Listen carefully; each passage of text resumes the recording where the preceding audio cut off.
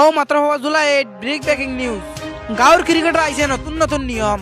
आइए देखते हैं बैठचंद मजा आएगा। জানা গেছে ফাটা আলুয়ে আইসিসির মাদারঙ্গুল দেখাইয়া গাঁওর ক্রিকেটার চালাইতরা অমানবিক অত্যাচার। জানা গেছে দলাদি স্টাম্প বানাইয়া খেলা চালার। জানা গেছে ফাটা আলুয়ে ছক্কা মারলেও আউট দিলে কারণ হিতারও ফুরকি আছে। বক্কাতে জানাইছেন হে সবসময় ব্যাটিং আগে যায়, হে টিকতে পারলে বলে বহুত খেলায়, কিন্তু দুঃখের কথা হইলো হে কোনোদিন টিকতে পারছে না। হেডটেল মারার বাদে যদি তার দান পড়ে না, হে 3 বার হেডটেল মারানি লাইব। জিকাইলে হে হয় না নাবাড়ি রবাই বলে ওলা খেলাইন বারে বারে 3 বার। ইবাইদি বুচুতে জানাইছেন কোনকে 3 বল খাইলেও এগুলো আউট দিলা, আর হে 100 বল খেলেও যদি রান করতে পারে না হে নামে না, কারণ তার ব্যাট বল। ইটা নিয়মের উপরে রাগ করিয়া বুচুতে ফাটা আলুর মিডল স্টাম্প ঠুকি দিছেন।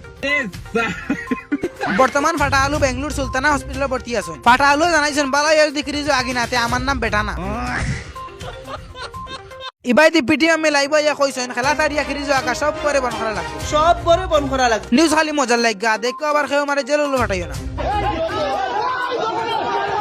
ব্যুরো রিপোর্ট জুলাই 8 ফরমার পার।